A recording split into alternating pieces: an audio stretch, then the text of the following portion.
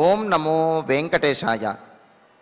నీలాభ్రవృంద నిఖిలేశ జగన్నివాస రాజీవనేత్ర రమణీయ గుణాభిరామ శ్రీరామదైత్యకులమర్దన రామచంద్ర త్వత్పాదపద్మమనిశం కలయామి చిత్తే.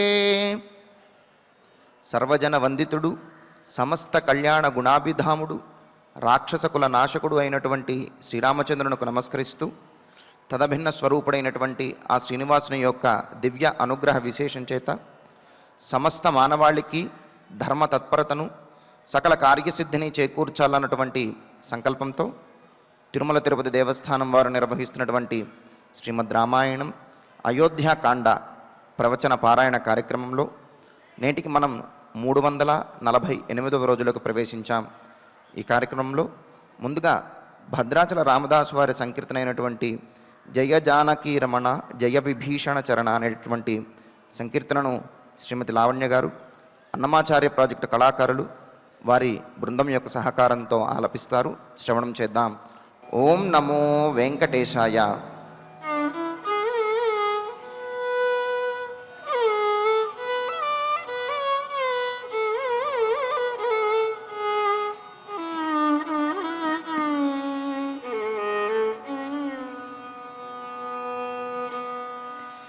जय जानकी रमण जय विभीषण चरण जय जानकी रमण जय विभीषण चरण जय सरोरुह चरण जय तनुज हरण जय जानकी रमण जय विभीषण चरण जय सरोरुह चरण जय तनुज हरण जय जानकी रमण जय विभीषण चरण जय सरोरुह चरण जय तनुज हरण.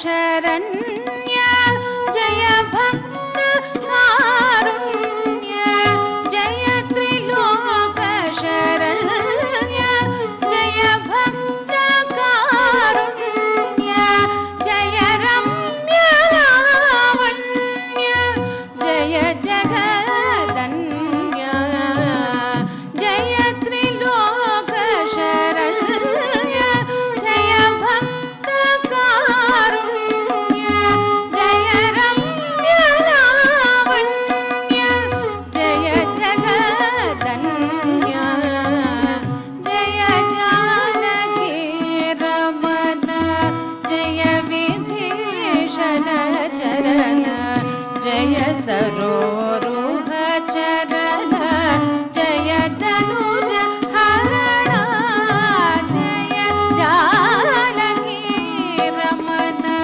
जय विभीषण चरण जय सरोरुह चरण जय तनुज हरण.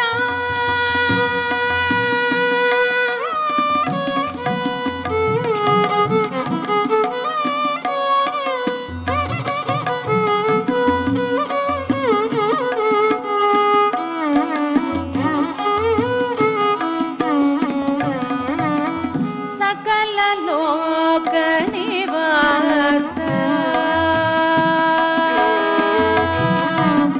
सकल लोक निवास साकेत पुरवास सकल लोक निवास साकेत पुरवास सकल लोक निवास साकेत पुरवास अकलंक निजहास अब्जमुख दास सकल लोक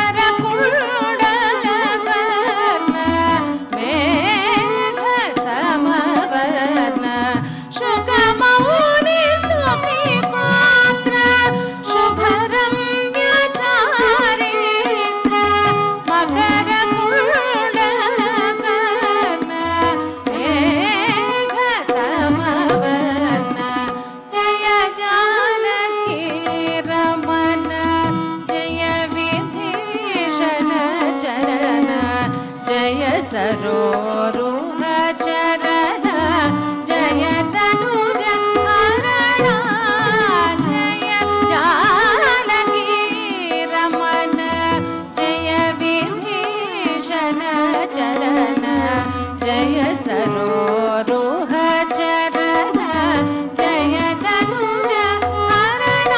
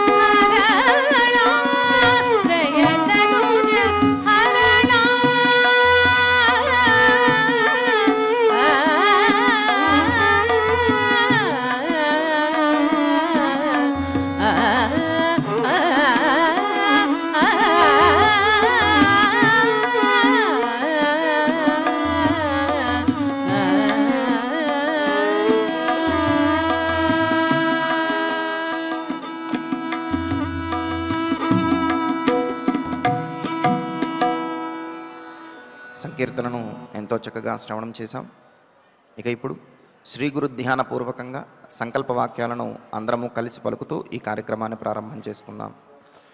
శ్రీ గురు ధ్యానం గురుర్బ్రహ్మా గురుర్విష్ణుః గురుర్దేవో మహేశ్వరః గురుః సాక్షాత్ పరం బ్రహ్మ తస్మై శ్రీ గురవే నమః. శ్రీనివాస ధ్యానం శ్రీ వెంకటాద్రినిలయః కమలాకాముకః పుమాన్ అభంగుర విభూతిర్నః తరంగయతు మంగళం. అథ సంకల్పః శ్రీమదాదివరాహ క్షేత్రే విరాజమానస్య శ్రీ పద్మావతీ జానేః అఖిలాండకోటి బ్రహ్మాండ నాయకస్య శ్రీరామచంద్ర రూపాంతరస్య భగవతః శ్రీ వెంకటేశ్వర స్వామినః సన్నిధౌ హనుమత్ సీతా లక్ష్మణ భరత శత్రుఘ్న परिवार समेत श्रीरामचंद्र परब्रह्मणः परिपूर्णानुग्रहेण अस्मिन् भुवने समस्तादिव्याधीनां निवारणार्थं भारतवर्षे विद्या वित्त वाणिज्य कृषि वैद्य वैज्ञानिक देशरक्षणादिरङ्गेषु विद्यमानानाम् आस्तिक महाजनानां सर्वेषां सकुटुम्बानाम् आयुरारोग्यैश्वर्य सद्बुद्धीत्यादि सर्वशुभफलप्राप्त्यर्थं धर्माचरणद्वारा श्रीरामराज्यस्य पुनर्व्यवस्थापनार्थम् उद्योगार्थिनां समुचितोद्योगप्राप्त्यर्थं दम्पतीनाम् अनुकूलदाम्पत्यसिद्ध्यर्थं सन्तानस्य पितृवाक्यपरिपालनानुकूल बुद्धिप्रचोदनार्थं सकलकार्यसिद्ध्यर्थं गोसंरक्षणार्थं च श्रीमद्वाल्मीकिरामायणे अयोध्याकाण्डे यथाशक्ति श्लोकं व्याख्यानपुरस्सरं 240 सर्गश्लोकपारायणं तथा श्रीधन्वन्तरि मन्त्रपारायणं च अन्योन्यसाहाय्येन आचार्यमुखेन करिष्यामहे।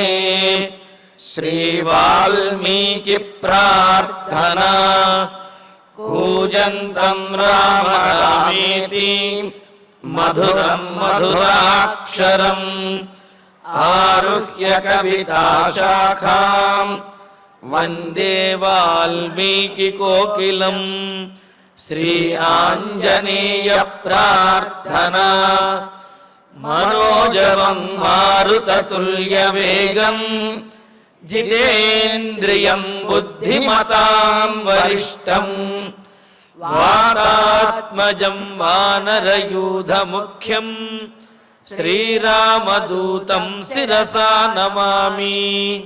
श्रीरामायण प्रार्थना वाल्मीकि संभूतां रामसागरगामिनी पुनाति भुवनं पुण्या रामायण महानदी। श्रीराम प्रार्थना अयोध्याख्येतु गुर्वर्धे त्यक्त्वा राज्यं गिरौ वसन् पादुके भरतायादात् स रामः शरणं मम। श्रीरामचन्द्र परब्रह्मणे नमः। अथ श्रीमद् रामायणे आदिकाव्ये अयोध्याकाण्डे 240 सर्गः। श्रीमन्नारायण चरणौ शरणं प्रपद्ये। श्रीमते नारायणाय नमः। श्रीरामाय नमः। अनभिज्ञा वनानां सा नूनं भयमुपैष्यति श्वापदानर्दितं श्रुत्वा गंभीरं रोमहर्षणं। రామచంద్రమూర్తి వనవాసానికి వెళ్ళిపోయాడు, కనుమరుగయ్యాడు. దశరథ మహారాజు ఇంకా ఉండబెట్టలేక విలపిస్తూ ఉన్నాడు. కౌసల్యాదేవి దశరథుణ్ణి మరలా రాజమందిరానికి తీసుకువస్తూ ఉన్నది. అలా తీసుకువస్తూ ఉంటే దశరథుడు అనుకుంటూ ఉన్నాడు, నా కుమారుడు హంసతూలికా తలపం మీద శయనించవలసినటువంటి కుమారుడు, చక్కటి మెత్తని తలగడ శిరస్సు యందు ఉంచుకోవలసినటువంటి, తల కింద పెట్టుకోవలసినటువంటి నా కుమారుడు ఈనాడు అడవిలో ఎక్కడో ఒక చోట ఏ చెట్టు కిందో ఒక రాయినో లేకపోతే కర్రనో తల కింద పెట్టుకుని పడుకుంటూ ఉండి ఉంటాడు. అంతేకాదు లోకనాథుడైనటువంటి రామచంద్రమూర్తిని అనాథుడిగా వనంలో ఉన్నటువంటి వారందరూ కూడా చూస్తారు అని చెప్పి అనుకున్నారు. సామాన్యంగా అయితే కనుక లోకమంతటిని రక్షించేటటువంటి వాడిని ఎవరూ లేనటువంటి వాడిగా చూస్తారు అనేది సామాన్యమైన అర్థమైతే, ఇక్కడ అనాథ శబ్దానికి మరో అర్థం కూడా విశేషమైన అర్థం పెద్దలు తెలియజేశారు మనకు. న విద్యతే నాథః యస్య అని అన్నట్లయితే కనుక నాథుడు రక్షకుడైనటువంటి వాడు, ఆధారభూతమైనటువంటి వాడు, లేనటువంటి వాడు, ఎవ్వరూ లేనివాడు అని అర్థం ఒకటి అయితే, మరో విశేషార్థం ఏమిటి అంటే న విద్యతే నాథః యస్మాత్, ఎవరికంటే అయితే ఇక రక్షించేవాడు ఉండడు అని. మరి ఎవరినైనా ఎక్కడైనా రక్షించగలిగేటటువంటి వాడు పరమాత్మ ఒక్కడే కదా. కావున ఆ పరమాత్మ కంటే రక్షించేటటువంటి వారు వేరే ఇంకెవరూ కూడా లేరు. అందుకనే అనాథ శబ్దానికి అంతకు మించి రక్షించగలిగినటువంటి వాడు ఇంకెవరూ కూడా లేరు అంటే ఆయనే జగద్రక్షకుడు అనే విషయాన్ని తెలియజేస్తోంది అనాథ శబ్దము.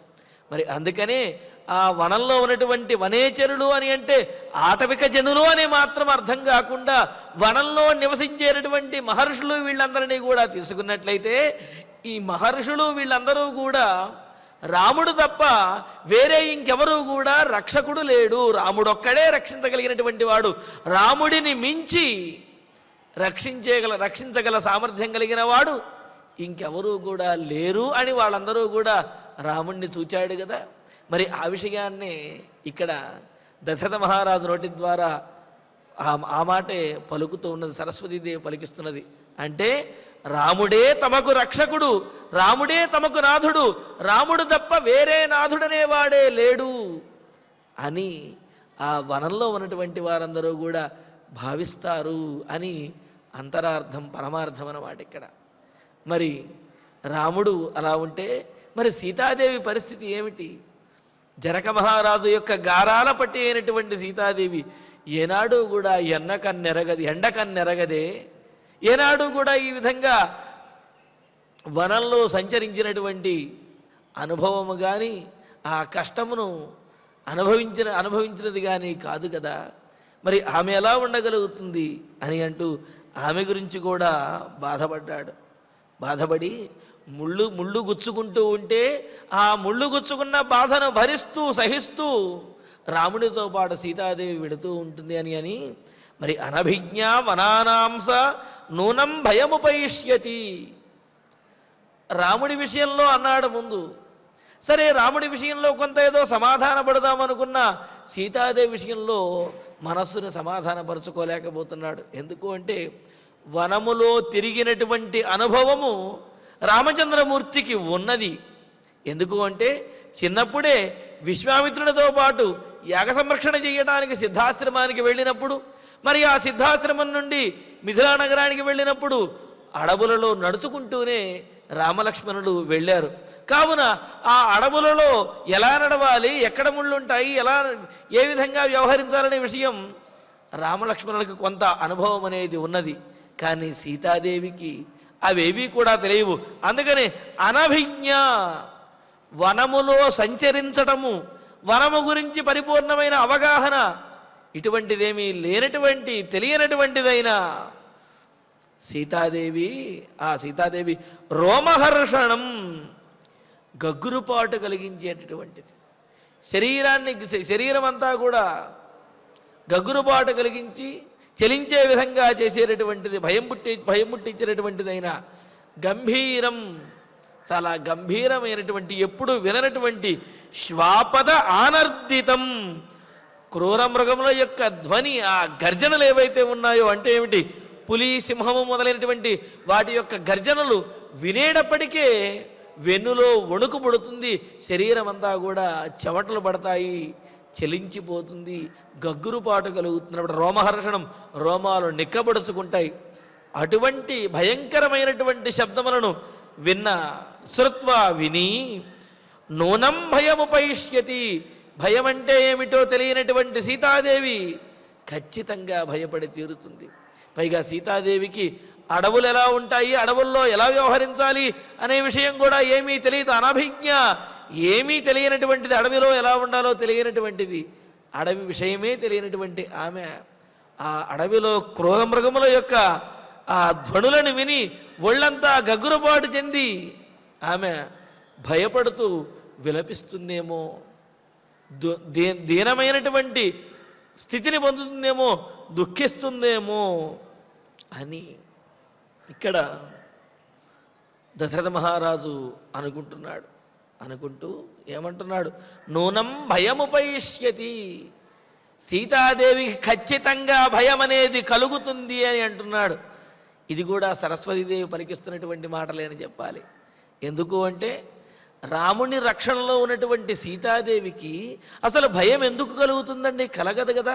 కానీ దశరథుని నోటితోటి ఈ మాట సీతాదేవికి భయం కలగబోతున్నది అనే మాట వచ్చింది అంటే ఇది సామాన్యంగా ఏదో క్రూర జంతువులు అరవడం ద్వారా ఆ శబ్దములు విని కలిగేటటువంటి భయము కాదు, అంతకు మించి భయమేదో ఉన్నది, కలగబోతున్నది అనే విషయాన్ని సూచించేటటువంటి మాట అన్నమాట. ఆ భయం ఏమిటనేది మనకు తర్వాత తెలుస్తుంది. మరి ఈ విధంగా రాముడు కష్టపడతాడు, అదేవిధంగా సీతాదేవికి ఆపద రాబోతున్నది అని సీతాదేవికి ఆపద వచ్చింది అంటే ఆ సీతాదేవి ఆపదను చూసి రామచంద్రమూర్తి కూడా బాధపడతాడు. మరి రామచంద్రమూర్తి బాధపడ్డాడంటే దశరథ మహారాజు ఉండలేడు కదా. మరి వీటన్నిటికీ కారణమైనటువంటిది కైకేయీదేవి కావున కైకేయితో అంటున్నాడు, సకామాభవ కైకేయి విధవా రాజ్యమావస నహితం పురుష వ్యాఘ్రం వినా జీవితుముత్సహే. కైకేయి, ఓ కైకా, సకామాభవ, నీ కళ్ళు చల్లబడ్డాయా? నువ్వు అనుకున్నటువంటి కోరిక నెరవేరిందా? సరే, నీ ఎవరు ఎలా పోయినప్పటికీ కూడా నీ కోరిక మాత్రం నెరవేర్చుకో నీవు అని అంటున్నాడు. విధవా రాజ్యం ఆవస, నీవు భర్తను కోల్పోయినటువంటి దానివై ఈ రాజ్యం మొత్తాన్ని కూడా పరిపాలించుకో, విధవగా ఈ రాజ్యాన్ని పరిపాలించుకో అని అన్నాడు. అదేమిటండి, దశరథ మహారాజు ఎదురుగా ఉంటే కైకేయీదేవిని విధవా రాజ్యమావస అని చెప్పి నీవు అలా రాజ్యాన్ని పరిపాలించుకొని ఎందుకంటున్నాడు అంటే జరగబోయేటటువంటి పరిణామం దశరథుని నోటి ద్వారా ఆ విధంగా వచ్చేస్తున్నది, మాటల్లో వస్తున్నాయన్నమాట. అంటే ఏమిటి, ఎక్కువ కాలం ఇక జీవించబోను, కావున నేను గడచిపోయిన తర్వాత నీవు ఈ రాజ్యాన్ని పరిపాలించుకో అని అంటున్నాడు. అంటే ఆయన ఉన్నప్పటి నుండి కూడా పాలించుకోవచ్చు, కానీ అంత్యకాలం అనేది దశరథునికి సమీపించింది అనేది ఆయన మాటల్లోనే తెలుస్తున్నదనమాట. అందుకని ఏమంటున్నాడు, విధవా రాజ్యమావస, నీవు భర్త లేని దానివై ఈ రాజ్యాన్ని పరిపాలించుకో. లేని దానివై అంటే భర్తకు దూరమైనటువంటిది, భర్త కాస్త దూరంగా పెట్టినటువంటి వాడు అనే సామాన్యంగా అర్థం వస్తుంది. కానీ ఇక్కడ ఆ అర్థము కాదు, దశరథునికి అంత్యకాలం సమీపించింది అనే అర్థం కూడా ఇక్కడ మనకు గోచరిస్తూ ఉన్నది. అందుకనే దశరథుని నోటిలో ఆ మాటలు వస్తున్నాయన్నమాట. ఎందుకంటే ఎందుకని ఆ విధంగా రాజ్యాన్ని పరిపాలించుకోవాలి, మీరు నిక్షేపంగా ఉన్నారుగా ఇక్కడే అని కైకేయి అంటుందేమోనని దానికి కూడా సమాధానం చెబుతున్నాడు. పురుషవ్యాఘ్రం తం, పురుషశ్రేష్ఠుడైనటువంటి నరశ్రేష్ఠుడైనటువంటి ఆ రామచంద్రమూర్తిని విడచిపెట్టి రామచంద్రమూర్తికి దూరంగా ఆయన వియోగంతో జీవితం న ఉత్సహే, నేను జీవించడానికి కూడా ఇష్టపడటం లేదు, నేను జీవించలేను, కావున రాముడిని విడిచి నేను జీవించలేను, రాముడేమో నన్ను విడిచి అడవికి వెళ్ళిపోయాడు, కావున నీ పరిస్థితి భర్తను కోల్పోయేటటువంటి స్థితి నీకు వస్తుంది, అలా భర్తను కోల్పోయి నువ్వు రాజ్యాన్ని పరిపాలించుకో అని అన్నారు. భర్తను కోల్పోయిన తర్వాత రాజ్యం వస్తే ఏమిటి, ఆభరణములు వస్తే ఏమిటి, అధికారం వస్తే ఏమిటి, ఏమిటి ప్రయోజనం అంటే నిష్ప్రయోజనమైనటువంటి దానికోసము సప్రయోజనమైనటువంటి పరమార్థమైనటువంటి దానిని నీవు కోల్పోతున్నావు. అల్పస్య హేతోర్ బహుహాతుమిచ్చన్ విచారమూఢ ప్రతిభాతి మేత్వం అని అంటారు రఘువంశంలో. అంటే అల్పమైనటువంటి దానికోసము అధికమైనటువంటి దాన్ని విడిచిపెట్టడం, అల్పమైనటువంటి ప్రయోజనము కోసం శాశ్వతమైనటువంటి అధికమైనటువంటి ప్రయోజనాన్ని విడిచిపెట్టేటువంటి వారిని విచారమూఢులు అని అంటారు. అంటే ఆలోచనలు లేనటువంటి వారు అని చెప్పి, నీవు రాజ్యము కోసము అని చెప్పి రాముడిని నన్ను కూడా దూరం చేసుకోదలుచుకున్నావు. కావున నీకు మాకంటే కూడా రాజ్యమే గొప్ప అనుకుంటున్నావు. కావున మమ్ములను కోల్పోయినటువంటి దానివై, భర్త లేనటువంటి దానివై ఈ రాజ్యాన్ని నువ్వు పరిపాలించుకో అని దశరథ మహారాజు కైకేయితో అంటూ ఉన్నాడు. ఎందుకు అంటే రాముడు లేకుండా నేను జీవించలేను, రాముడితో పాటే నా ప్రాణములు కూడా వెళ్ళిపోతాయి అని చెప్పి అంటున్నాడు. అంటూ ఇత్యేవం విలపన్ రాజా జనౌఘేనాభిసంవృత అపస్నాత ఇవారిష్టం ప్రవివేశపురోత్తమం. ఇక్కడ ఈ విధంగా దశరథ మహారాజు ఆ రాజవీధిలో వెనక్కి వస్తూ తన రాజాంతఃపురంలోకి ప్రవేశిస్తూ ఈ మాటలన్నీ కూడా అనుకుంటూ వస్తున్నాడు. ఆ పక్కనే కైకేయి ఎడం పక్కన నుంచుని ఉన్నది. కౌసల్యాదేవి కుడి భుజం పట్టుకుని దశరథ మహారాజుని నడిపిస్తూ ఉన్నది. మరి దశరథుడు తన పరిస్థితి తనకు అర్థమవుతూ ఉన్నది. కాలం సమీపిస్తున్నది అని తెలుస్తున్నది. అందుకనే ఆయన నోట మాట్లాడే ప్రతి మాట కూడా అది అంత్యకాలం సమీపించినటువంటి వారి మాటలాగానే ఉంటున్నదన్నమాట.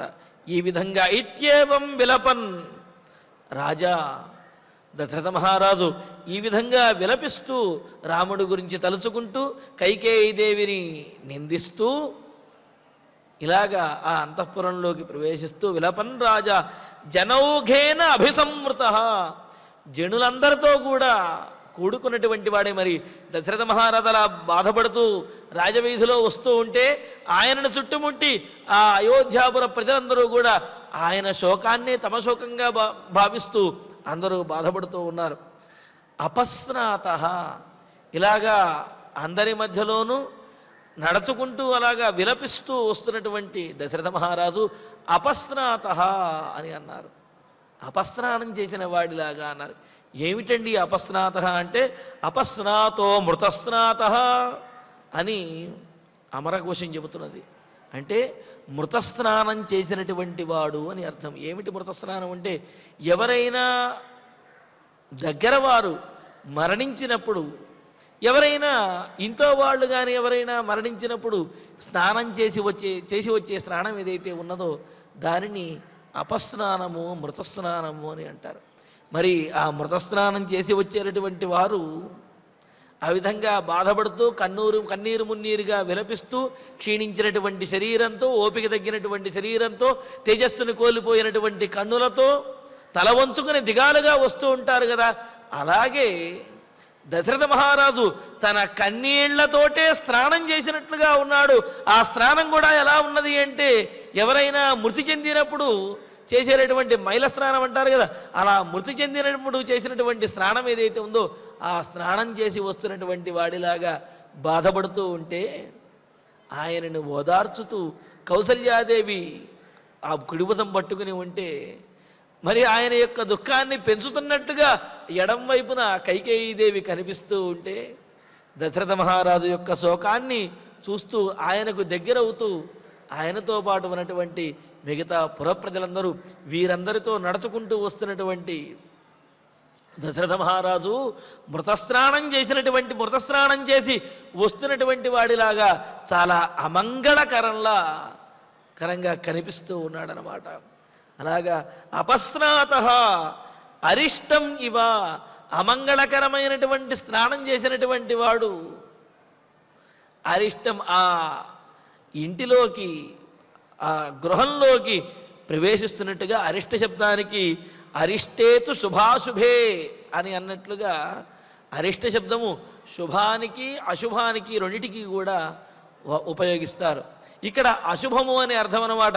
అమంగళకరమైనటువంటి స్నానం చేసినటువంటి వాడు అశుభమైనటువంటి ఇంటిలోకి ప్రవేశిస్తున్నట్లుగా దశరథ మహారాజు ఈ విధంగా తన పురంలోకి అంటే తన అంతఃపురంలోకి ప్రవేశించబోతున్నాడు. పురోత్తమం, పట్టణములలో శ్రేష్టమైనటువంటి ఆ అయోధ్యానగరంలో తన రాజాంతఃపురం దగ్గరికి దశరథ మహారాజు సమీపిస్తూ ఉన్నాడు. ఎలా సమీపిస్తున్నాడు?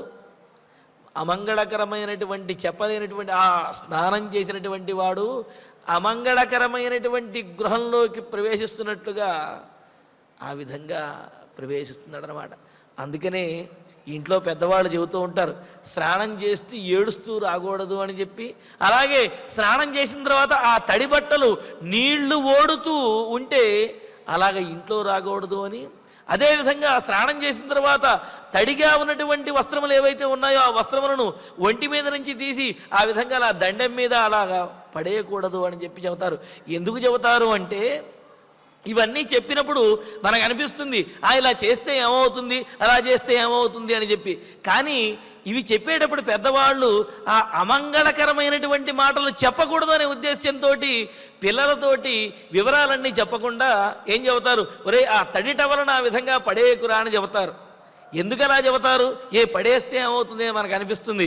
కానీ తెలుసుకోవాల్సిన విషయం ఏమిటంటే ఒంటికి ఉన్నటువంటి తడి బట్టలను అదే విధంగా విప్పి ఏ గోడ మీదో దండం మీద పడేసే సందర్భం ఏమిటి అంటే ఏదైనా కర్మ చేసి వచ్చినప్పుడు ఒంటి మీద ఉన్నటువంటి తడిబట్టలని పిండకుండా అలాగే పడేస్తారు.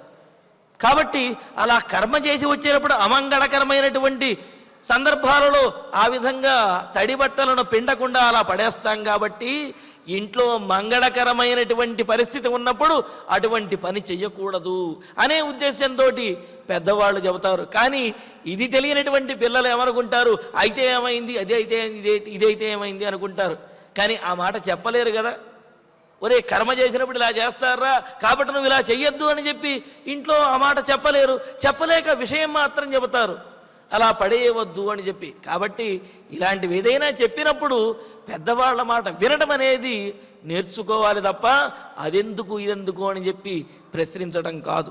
అందుకని ఇక్కడ చూడండి ఏమంటున్నాడు, అరిష్టం ఇవ అపస్నాత అరిష్టం ఇవ, మృతస్నానం చేసి వచ్చినటువంటి వాడు అమంగళకరమైనటువంటి గృహంలో ప్రవేశించినట్లుగా అలా కన్నీటితో తడిసినటువంటి దశరథ మహారాజు విలపిస్తూ ఏడుస్తూ అలాగా ఆ రాజాంతఃపురం దగ్గరికి ప్రవేశిస్తూ ఉన్నాడు. ఇక్కడ అపస్నాత అన్న చోట ఇక్కడ ఈ సందర్భంలో మనకు అనిపిస్తుంది, ఇట్లా రాముడు వనవాసానికి వెళ్ళాడండి. వెళ్ళినప్పుడు సరే దశరథుడు అంటే రాముణ్ణి విడువలేక ఈ విధంగా బాధపడుతూ ఉన్నాడు, బాగానే ఉంది. ఈ సందర్భంలో అపస్నాత అని అంత అమంగళకరమైనటువంటి వాక్యాన్ని చెప్పవలసిన అవసరం ఏమున్నది అంటే దశరథుని యొక్క స్థితి అంత్యకాలమునకు వచ్చింది, అందుకనే ఈ విధమైనటువంటి మాటలు వస్తున్నాయనేది కూడా ఇక్కడ మనకు తెలుస్తున్నది. అంతేకాదు ఇక్కడ చూడండి దశరథుని ప్రతి మాటల్లో కూడా ఉద్దేశ్యము నూనం భయముపయిష్యతి, సీతాదేవి తప్పకుండా భయాన్ని పొందబోతున్నది అని అన్నాడు. ఏమిటి ఆ భయము అంటే జనక మహారాజు కుమార్తె 10,000 మంది ఎత్తగలిగినటువంటి ధనస్సుని ఒక చేత్తో తోసి పక్కన పడేసినటువంటి సీతాదేవికి సామాన్యమైనటువంటి అడవి జంతువులు అరిస్తే ఎగిరి పడుతుందా, భయపడుతుందా అంటే అక్కడ పరమార్థం అది కాదు. అంతకు మించినటువంటి ఆమె రాముని యొక్క వియోగానికి లోను కాబోతున్నది, అంటే రామ వియోగం అనేది సీతాదేవికి కలగబోతున్నది అనే అంశాన్ని కూడా ఇక్కడ పరమార్థంగా తెలియజేస్తూనే సీతా భయం నూనం ఉపయిష్యతి అని చెబుతూ తప్పనిసరిగా సీతాదేవి భయాన్ని పొందుతుంది అని అన్నారు. మరి సీతాదేవి భయాన్ని పొందింది అంటే ఆపద కలిగింది అంటే తద్వారా రామచంద్రమూర్తికి ఆపద కలుగుతుంది. రాముడిని ఇబ్బంది పెట్టదలుచుకున్నటువంటి ఓ కైకేయి రాముడికి ఆపద కలుగుతున్నది కావున ఆ విషయాన్ని తెలుసుకుని నువ్వు ఆనందించు అని సకామాభవ కైకేయి అని ఇంతకు ముందు శ్లోకంలో దశరథ మహారాజు ఈ విధంగా అన్నాడు. అంతేకాదు రామవియోగంతో తాను జీవించలేను, తన మరణము కూడా సమీపించినది అని చెబుతూ విధవారాజ్యమావస, నీవు భర్తను కోల్పోయినటువంటి దానివై ఈ రాజ్యాన్ని ఏలుకో అని అన్నాడు. అంటే ఏమిటి? దశరథ మహారాజుకు కూడా అంత్యకాలం సమీపించింది అని దీని అర్థం. పైగా అపస్నాత అనే దానికి మరో విశేషార్థం కూడా చెప్పారు. అపస్నాత అంటే ఇంతకుముందు అనుకున్నాం, ఎవరైనా మరణించినప్పుడు చేసి వచ్చేటటువంటి స్నానాన్ని అపస్నాత అని అన్నాం. అలా స్నానం చేసి వచ్చినటువంటి వారిని అపస్నాత అని అంటారని. అంతేకాదు మృతస్నాత అని అర్థం చెబుతూ మరణించినటువంటి వారికి చేయించే స్నానం ఏదైతే ఉన్నదో అటువంటి స్నానాన్ని కూడా అపస్నానము అని, అటువంటి స్నానాన్ని పొందినటువంటి వారిని కళేబరాన్ని అపస్నాత అని అంటారు. మరి దశరథ మహారాజు అపస్నాత ఇవా, మృతస్నానం చేసినటువంటి వాడిలా అని ఆ మాట వచ్చింది అంటే దశరథునికి అంత్యకాలం అనేది అత్యంత సమీపంలో ఉన్నది అని సుబోధినీకారులు కూడా విశేషార్థాన్ని మనకు తెలియజేశారు. ఇలాగా దశరథుని యొక్క ప్రతి మాటలోనూ కూడా భవిష్యత్తును సూచించేటటువంటి, భవిష్యత్తులో రాబోయే ఆపదలను సూచించేటటువంటివి, అదేవిధంగా దశరథుని యొక్క అంత్యకాలమును సూచించే విధంగా అనేకమైనటువంటి మాటలు దశరథుడి నోటి నుండి ఆ సందర్భంలో వస్తున్నాయి. శూన్యచత్వర వేష్మాంతాం సంవృతాపణ దేవతాం క్లాంత దుర్బల దుఃఖార్తాం నాత్యాకీర్ణ మహాపదం తామవేక్ష్య పురీం సర్వాం రామమేవానుచింతయన్ విలపన్ ప్రావిశద్రాజ గృహం సూర్య ఇవాంబుదం. దశరథుడు ఆ గృహంలోకి ఎలా ప్రవేశించాడనే విషయాన్ని చెబుతూ శూన్య చత్వర వేష్మాంతాం సంవృతాపణ దేవతాం క్లాంత దుర్బల దుఃఖార్తాం నాత్యాకీర్ణ మహాపదం అని అంటూ శూన్య చత్వర వేష్మాంతాం. సహజంగా ఏదైనా ఉత్సవములు జరుగుతూ ఉంటే తిరణాలలో అని అంటుంటాం మనం, అప్పుడు రోజు ఉండేదానికంటే కూడా ఎక్కువగా ఆ మార్గములలో ఆపణములు, అంగడి అంటుంటాం కదా, అటువంటి విశేషమైనటువంటి అంగడులు, ఆపణములు ఎక్కువగా ఉంచుతూ ఉంటారు. అంతే కదా, మనం కూడా చూస్తూ ఉంటాం దేవాలయాల్లో ఉత్సవాలు జరిగేటప్పుడు, జాతరలు ఇటువంటివి జరిగేటప్పుడు ఆ మార్గముల ప్రక్కన అన్నీ కూడా ఆపణములు, అంగడులు ఎక్కువగా ఉంటూ ఉంటాయి, విశేషంగా కనిపిస్తూ ఉంటాయి. కానీ ఎక్కడైనా అశుభం కానీ ఏదైనా ఇబ్బందికర పరిస్థితి కనుక ఉన్నట్టయితే అప్పుడు మాత్రము ప్రతిరోజు ఉండేటటువంటి అంగడులు, ఆపణములు కూడా ఏమీ లేకుండా ఉంటాయి, నిర్జనంగా ఉంటుందంటే జనం ఎవరు లేకుండా అంతా కూడా స్తబ్దుగా, అంతా కూడా నిశ్శబ్దంగా ఉంటుందన్నమాట. అయోధ్యానగరం యొక్క పరిస్థితి అలా ఉన్నది. రాముని యొక్క పట్టాభిషేకము అనగానే అంతా కూడా అలంకరణలు, అదేవిధంగా అనేకమైనటువంటి ఆభరణములు, రత్నాల రాసులు, అదేవిధంగా విశేషమైనటువంటి వస్తుజాలములు, వీటన్నిటితోటి కూడా శోభించింది. రాముడి పట్టాభిషేకం లేదు అని రాముడు ఎప్పుడైతే వనవాసానికి వెళ్ళిపోయాడో ఇవన్నీ కూడా ఏమీ లేకుండా అన్నీ తీశారు. అక్కడ ఎవరో జనులు కూడా అందరూ శోకిస్తూ ఉన్నారు, శోకసాగరంలా ఉన్నది, ఒక్క ఆపణం కూడా కనిపించడం. అందుకనే శూన్యచత్వర వేష్మాంతాం, గృహము యొక్క ప్రాంగణములు కానీ లేకపోతే 4 మార్గములు కలిసేటటువంటి కూడలి ప్రదేశములు కానీ పూర్వం చాలా సందడిగా ఉండేవి, కోలాహలంగా ఉండేవి. అటువంటిది 4 మార్గములు కలిసే కూడలు కానీ గృహముల యొక్క ప్రాంగణములు కానీ ఏవీ కూడా సంతోషంగా లేవు. అటువంటి కోలాహలము, ఉత్సాహము కనిపించటం లేదు. అంతా కూడా నిశ్శబ్దం ఆవరించేసింది. ఆ నిశ్శబ్దం మధ్యలో అక్కడక్కడ శోకములు వినిపిస్తున్నాయి తప్ప ఆనందకరమైనటువంటి మాటలు ఎక్కడా కూడా వినిపించడం లేదు. ఈ విధంగా ముంగిళ్ళు, ద్వారములు, 4 మార్గములు కలిసే కూడళ్ళు, రాజమార్గం ఇదంతా కూడా శోకసాగరంగా, నిర్మానుష్యంగా ఉన్నట్లుగా ఉన్నది అని అన్నారు. అంతేకాదు సంవృతాపణ దేవతాం, ఇంతకుముందు అక్కడ ఆపణములు వివృతంగా అంటే విరివిగా అక్కడ ఉన్నాయి, తెరచి ఉన్నాయి. కానీ ఆపణములు ఆ అంగడులన్నీ కూడా పూర్తిగా మూసివేసి జనులు లేనట్లుగా అక్కడ కనిపిస్తూ ఉన్నదన్నమాట. అంతేకాదు దేవాలయములు కూడా మూసివేసినట్టుగా కనిపిస్తూ ఉన్నాయి.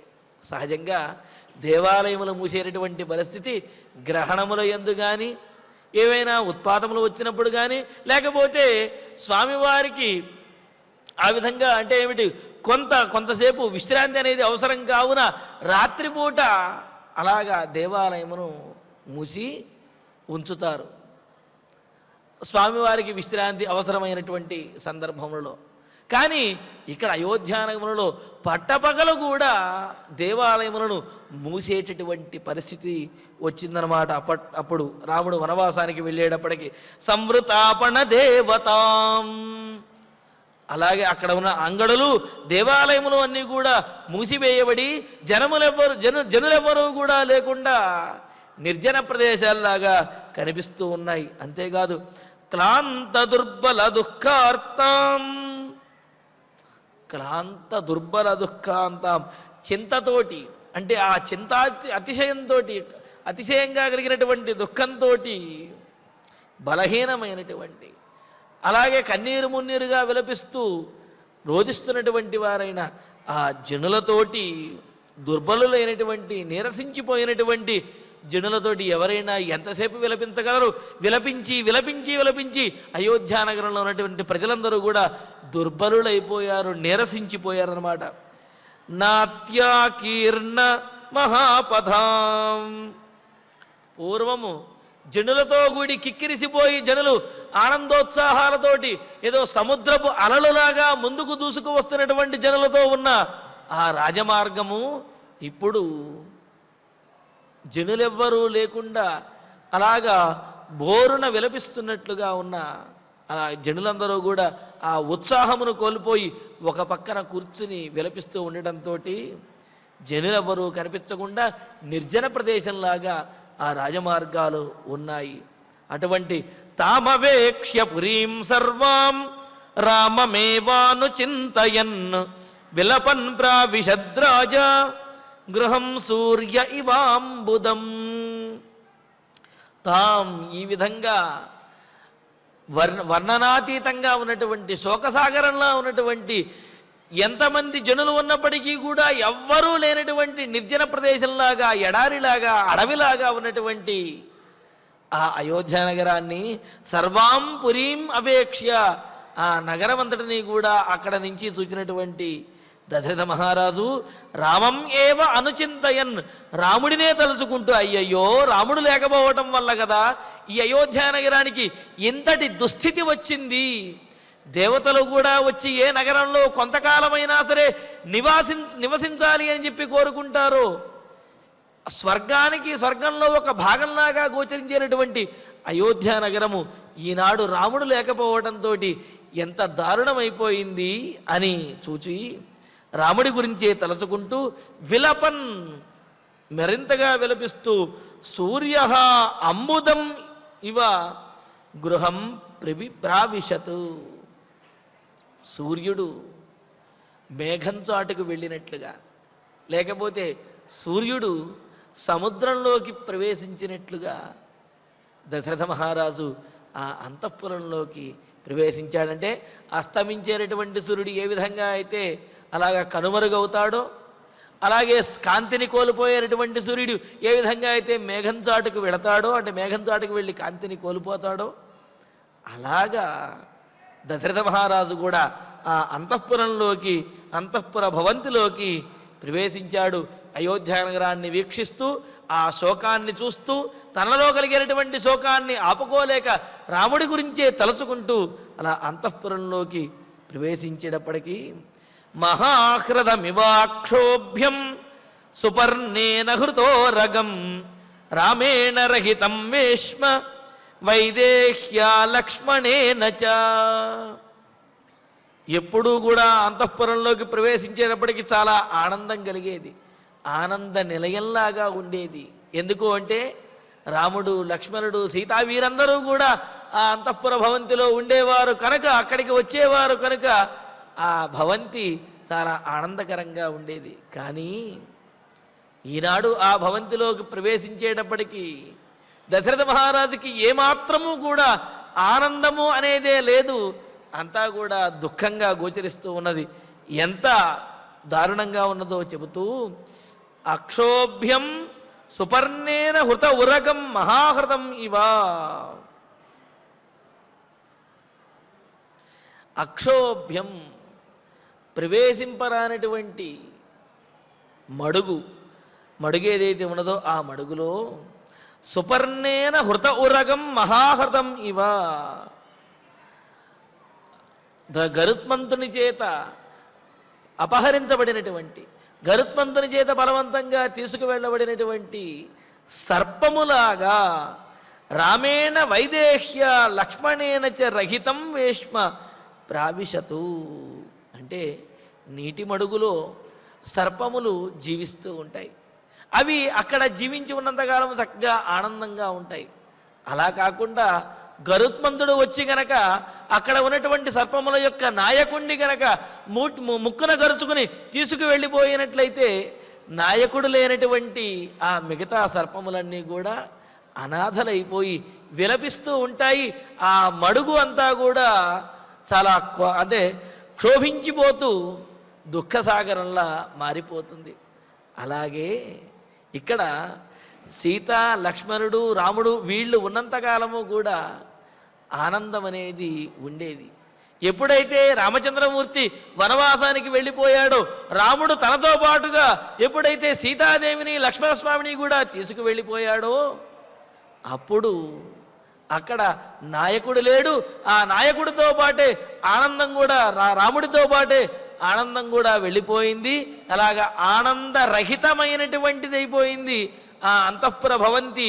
అంటే నాయకుడు లేకుండా దుఃఖసాగరంలో ఉండిపోయినటువంటి మడుగు ఏ విధంగా అయితే ఉంటుందో, పైగా ఆ గరుత్మంతుడు తీసుకువెళ్ళిపోయేటప్పుడు ఆ మడుగు అంతా కూడా చాలా చిందరవందరగా కోలాహలంగా చెయ్యబడి అంతా దుమ్ము ధూళి బురద లేచి ఆ నీళ్లు కూడా చూడటానికి చాలా దారుణంగా కనిపిస్తాయి. అలాగా రాముడు వెళ్ళిపోవటం వల్ల ఈ అంతఃపుర భవంతి కూడా అంత దారుణంగా, అంత దుఃఖసాగరంలాగా కనిపిస్తున్నది. ఆ విధంగా రాముడు, లక్ష్మణుడు, సీత లేనటువంటి ఆనందరహితమైనటువంటి ఆ భవంతిలోకి ప్రవేశించేటప్పటికీ దశరథ మహారాజు యొక్క దుఃఖము మరింతగా పెరిగింది. అధగద్గద శబ్దస్తు విలపన్ మనుజాధిప ఉవాచ మృదుమందార్థం వచనం దీనమస్వరం. అధా ఇంకా ఆ తరువాత మనుజాధిప దశరథ మహారాజు గద్గద శబ్ద విలపన్ మృదుమందార్థం అస్వరం ఉవాచ. గద్గదము అంటే మాట రాక, మాట్లాడాలి అనుకున్నా సరే గొంతులో ఆ శోకము చేత గొంతు మూసుకుపోయి మాట రాక ఎంతో కష్టపడి రానటువంటి మాటను తెచ్చుకుంటూ మాట్లాడుతూ గద్గదమైనటువంటి శబ్దముతోటి విలపన్ ఏడుస్తూ వచ్చి రానటువంటి మాటతోటి మృదు, చాలా మెల్లగా, సహజంగా మహారాజు కావున ఆజ్ఞాపించినట్లుగా చెప్పవచ్చును. కానీ దశరథ మహారాజు అలా చెప్పలేదు. గద్గదమైనటువంటి దీనమైనటువంటి స్వరంతో మృదు, చాలా మృదువుగా, స్నేహంగా, పైగా పైకి చెప్పలేక ఉపాంశం అంటారు, ఇదో రహస్యం చెబుతారు చూసారా, ఆ రహస్యం చెప్పినట్లుగా మంచంలో ఉన్నటువంటి ముసలివారు మాట్లాడనటువంటి స్థితిలో ఆ వచ్చినటువంటి వారు చెవు వాళ్ళ దగ్గర పెడితే వాళ్ళు చాలా మెల్లగా మాట్లాడుతూ ఉంటారు, దాన్ని ఉపాంశు అంటుంటాం. అలాగా రహస్యం చెప్పినట్లుగా చాలా మెల్లగా, మందార్థం, ఎక్కువగా కూడా చెప్పలేదు, కొద్దిపాటి అర్థాన్ని తెలియజేసేటటువంటిది, అంతేకాదు అర్థవంతమైనటువంటిది అని అన్నారు. అంటే ఒక్క మాటతోటే ఎక్కువ అర్థం వచ్చే విధంగా అస్వరం, కంఠస్వరం, స్వరం బయటకు వినిపించకుండా, దీనం వచనం ఉవాచ, దీనంగా ఏదో మాటను ఆ పక్కన ఉన్నటువంటి వారికి చెప్పారు. దశరథ మహారాజు అంటే ఆ అంతఃపురంలోకి ప్రవేశించిన వెంటనే సీతారామ లక్ష్మణులు గుర్తు వచ్చారు. దాంతో మరింతగా బాధ కలిగింది.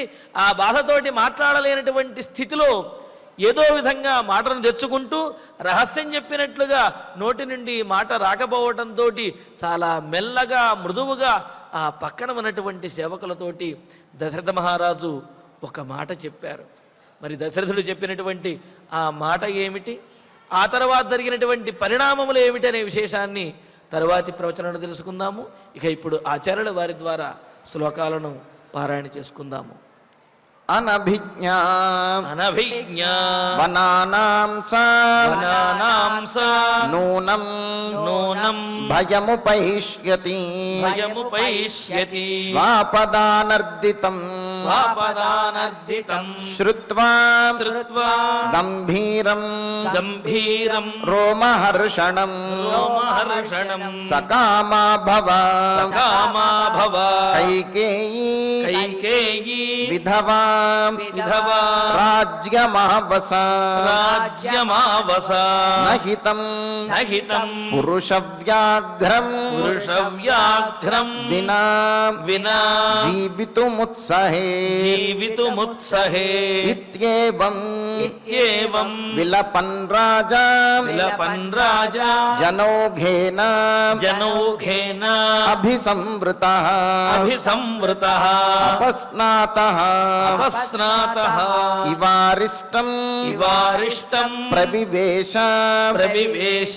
పురోత్తమం పురోత్తమం శూన్యచత్వర శూన్యచత్వర వేష్మాంతాం వేష్మాంతాం శూన్యచత్వర వేష్మాంతాం శూన్యచత్వర వేష్మాంతాం సంవృతాపణ సంవృతాపణ దేవతా దేవతా సంవృతాపణ దేవతా సంవృతాపణ దేవతా క్లాంత దుర్బల క్లాంత దుర్బల దుఃఖార్తాం దుఃఖార్తాం క్లాంత దుర్బల దుఃఖార్తాం క్లాంత దుర్బల దుఃఖార్తాం నాత్యాకీర్ణ నాత్యాకీర్ణ మహాపథ మహాపథ నాత్యాకీర్ణ మహాపథ నాత్యాకీర్ణ మహాపథ తామవేక్ష్య రామవేక్ష్య పురీం సర్వాం పురీం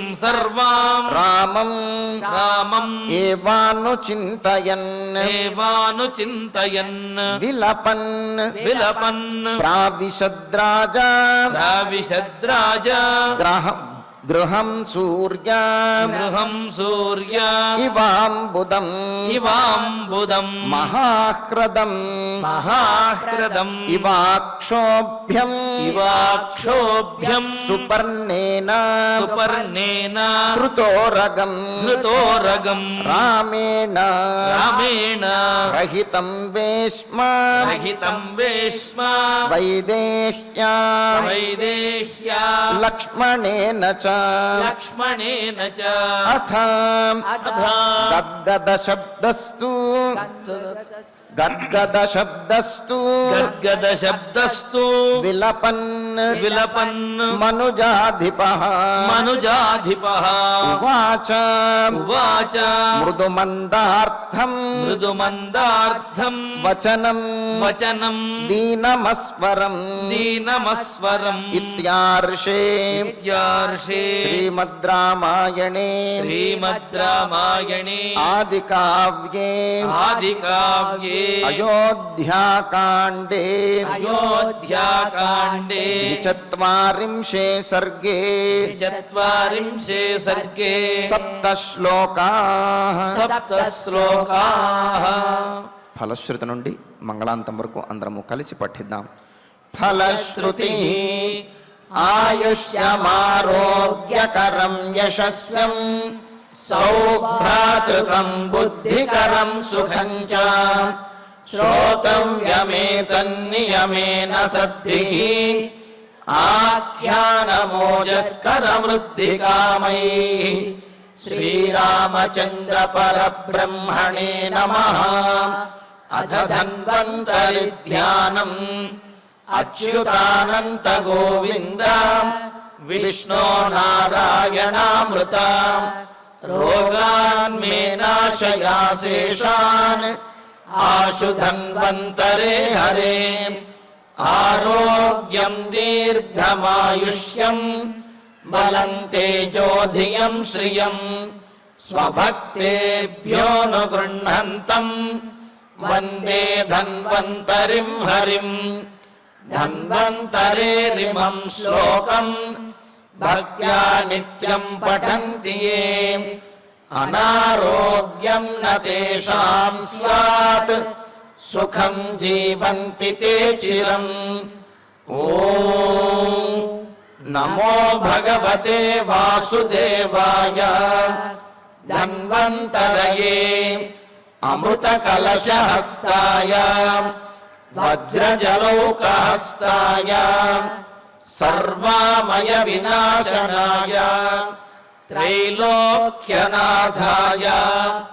महाविष्णवे स्वाहा ॐ वासुदेवाय विद्महे सुधाहस्ताय धीमहि तन्नो धन्वन्तरि प्रचोदयात् अधनवग्रह प्रार्थना आरोग्यं पद्मबन्धुर्वितरतु नितरां सम्पदं शीतरश्मिः भूलाभं भूमिपुत्रः सकलगुणयुतां वाग्विभूतिं च सौम्यां सौभाग्यं देवमन्त्री रिपुभयशमनं भार्गवः शौर्यमार्गिः दीर्घायुः सैम्यिकेयः विपुलतरयशः केतुः आचन्द्रतारम्